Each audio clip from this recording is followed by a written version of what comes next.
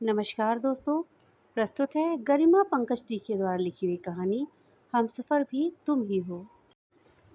अविनाश सुबह समय पर उठा नहीं तो संस्कृति को चिंता हुई।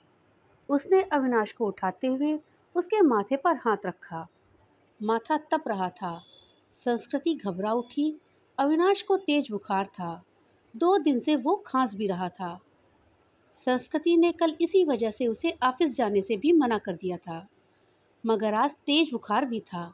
उसने जल्दी से अविनाश को दवा खिलाकर माथे पर ठंडे पानी की पट्टी रखी। संस्कृति और अविनाश की शादी को अभी ज़्यादा वक्त नहीं गुजरा था। 2 साल ही हुए थे। पिछले साल तक सास ससुर साथ में रहते थे, मगर कोरोना में संस्कृति की जेठानी की मौत हो गई तो सास ससुर बड़े बेटे के पास रहने चले गए। उसके बाद कोरोना का प्रकोप बढ़ता ही गया। पिछले कुछ समय से टीवी चैनल्स पर दिल्ली के अस्पतालों में कोरोना से जूझने वालों की हालत देखकर वह वैसे भी परेशान थी। कहीं वेंटिलेटर नहीं तो कहीं ऑक्सीजन नहीं। मरीजों को अस्पताल में बेड तक नहीं मिल रहा था। ऐसे में अब उनका क्या होगा, ये सोचकर ही कांप रही थी। जल्दी से उसने माँ को फ़ोन लगाया। माँ, अविनाश को सुबह से तेज बुखार है, क्या करूँ? बेटा, ये समय ही बुरा चल रहा है। राजू भी कोरोना पॉजिटिव है, वरना उसे भेज देती। हम खुद ही उसकी देखभाल में लगे हुए हैं। तू ऐसा कर, जल्दी से डॉक्टर को बुला और दवाएं शुरू कर दे। हाँ माँ, यह तो करना ही होगा।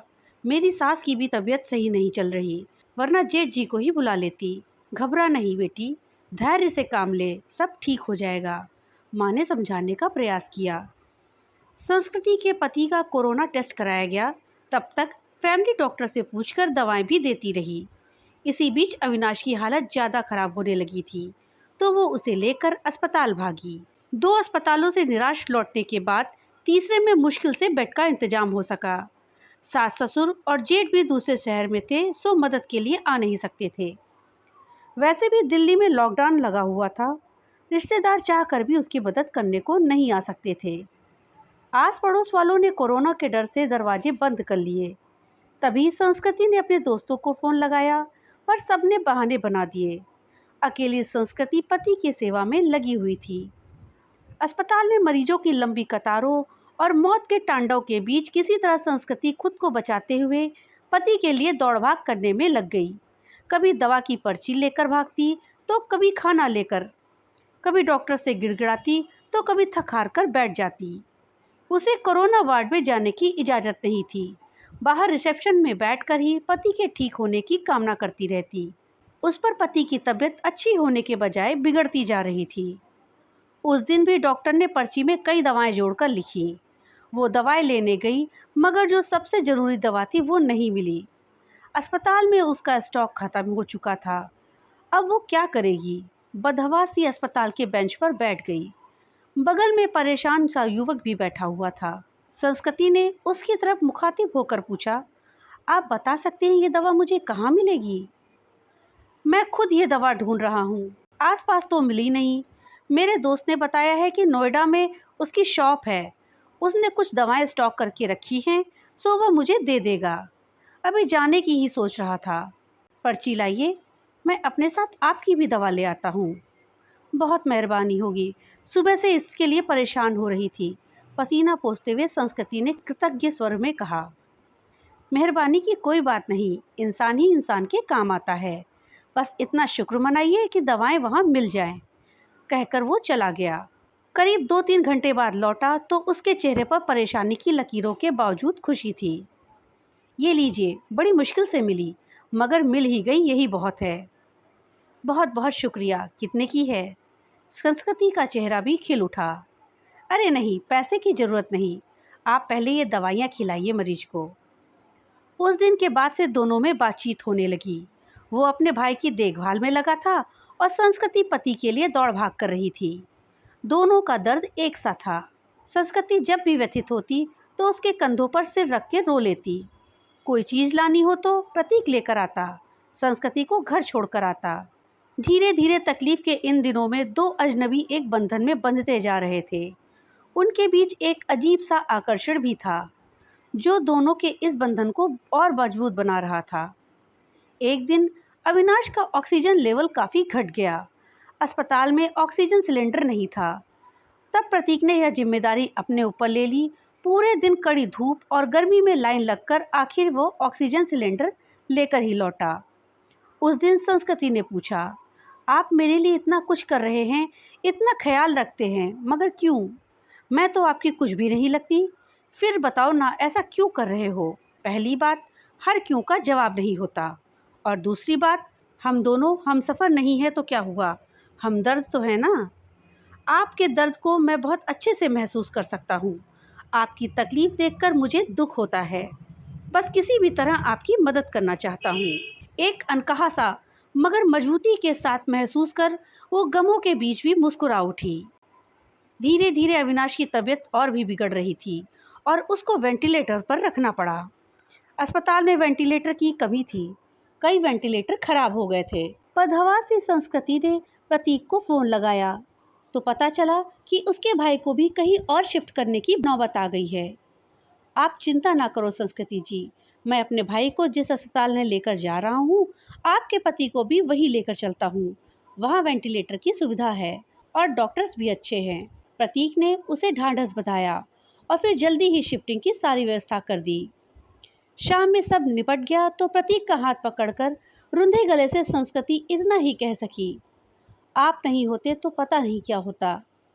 मैं नहीं होता तो कोई और होता। अच्छे लोगों की मदद के लिए कोई ना कोई आ ही जाता है। ऐसा नहीं है प्रतीक जी, मैंने अपने दोस्तों, पड़ोसियों और परिचितों सबको देख लिया। इस कठिन समय में कोई भी मेरे साथ नहीं खड़ा हुआ। केवल आप हैं, जिसे 4-6 दिन पहले तक मैं जानती भी नहीं थी। आज लगता है ऐसे आपके बिना रह ही नहीं सकती। उसकी बात सुनकर प्रतीक ने एक अलग ही नज़र से संस्कृति की तरफ देखा और फिर मुस्कुराकर चला गया। संस्कृति के दिल में अजीब सी बेचैनी होने लगी। वो सोचने लगी कि प्रतीक का साथ इस परेशानी के समय में भी कितना सुकून देता जा रहा है। अस्पताल में मरीजों के रिश्तेदारों की भागदौड़ और परेशानियों के बीच भी चंद लम्हे वो केवल प्रतीक के बारे में ही सोचती रह गई। इसी तरह 2-3 दिन और गुजरे। अविनाश की हालत काफ़ी गंभीर थी। फिर एक दिन सुबह सुबह संस्कृति को सूचना मिली कि उसके पति की मृत्यु हो गई है। एक पल में संस्कृति को लगा जैसे वो अधूरी रह गई है। उसका सब कुछ छिन गया। प्रतीक ने जितना हो सका उसे धैर्य बंधाया। कोरोना की वजह से वह पति के शव को घर भी नहीं ला सकती थी। लॉकडाउन लगा हुआ था। घर वालों का आना भी कठिन था। ऐसे में उसे समझ नहीं आ रहा था कि पति को अंतिम विदाई कैसे दे। इस वक्त भी प्रतीक ही उसके काम आया। मुश्किल की इस घड़ी में भी सबसे पहले उसने संस्कृति को शांत कराया और फिर उसके पति को शमशान तक ले जाने का सही से इंतजाम कराया। संस्कृति के साथ वो शमशान तक गया, फिर संस्कृति को उसके घर छोड़ने आया। संस्कृति लगातार रो रही थी, उसके हाथ पैर कांप रहे थे।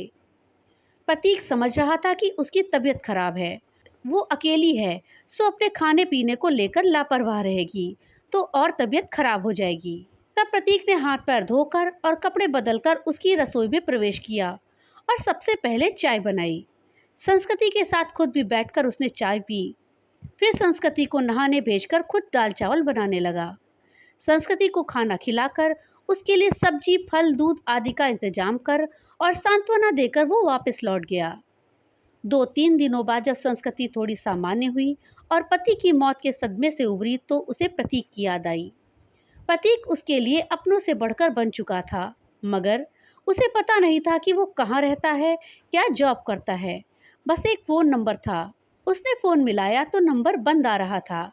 संस्कृति घबरा उठी। वो प्रतीक से संपर्क करना चाहती थी, मगर ऐसा ना हो सका। 2-3 घंटे वो लगातार फ़ोन ट्राई करती रही, मगर फ़ोन बंद आ रहा था। अब उससे रहा नहीं गया। कुछ सोचकर वो उसी अस्पताल में पहुंची जहां उसके पति और प्रतीक का भाई एडमिट थे। वह रिसेप्शन एरिया में घूम घूम कर प्रतीक को खोजने लगी, क्योंकि अक्सर दोनों वहीं बैठे होते थे। फिर उसे खोजती हुई कैंटीन में भी गई। हर चक्कर लगा लिया, मगर प्रतीक नज़र नहीं आ रहा था। थककर वो वापस रिसेप्शन में आकर बैठ गई और सोचने लगी, अब क्या करे। तभी उसे वो नर्स नजर आई जिससे संस्कृति की जान पहचान हो गई थी। संस्कृति के पति की देखभाल वही नर्स करती थी। संस्कृति उसे अक्सर अम्मा कहकर पुकारा करती थी। नर्स ने प्रतीक को भी उसके साथ कई बार देखा हुआ था। संस्कृति दौड़कर नर्स के पास गई। दुखी स्वर में नर्स ने कहा, सॉरी बेबी, तुम्हारे पति को हम बचा नहीं पाए। जो लिखा था वो तो हो गया, पर ये बताओ अम्मा, आपको प्रतीक याद है जो अक्सर मेरे साथ होता था? उसके भाई का इलाज चल रहा था। हाँ बेबी, उसके भाई की भी तो मृत्यु हो गई। वो खुद भी एडमिट है, उसे भी कोरोना है। और जानती हो बेबी, वो तेरे पति वाले बेड पर ही है, बेड नंबर 125। सच अम्मा? आप उसे पहचानती हो ना? हाँ बेबी, पहचानती हूँ। तेरी बहुत हेल्प करता था, पर अब उसकी हेल्प करने वाला कोई नहीं, वो अकेला है। मैं हूँ ना अम्मा, अब उसके लिए किसी चीज़ की भी ज़रूरत हो तो मुझे बताना। मैं उसके अटेंडेंट के रूप में अपना नाम लिखवा देती हूँ। ठीक है बेबी, मैं बताती हूँ तुझे। इसके बाद संस्कृति पूरे मन से प्रतीक की सेवा में लग गई। उसके लिए घर का खाना, फल, दवाई वगैरह लेकर आना, उसकी हर जिम्मेदारी अपने ऊपर लेना, डॉक्टरों से उसकी तबीयत की हर वक्त जानकारी लेते रहना, काम जैसे वो पूरी उत्साह के साथ कर रही थी।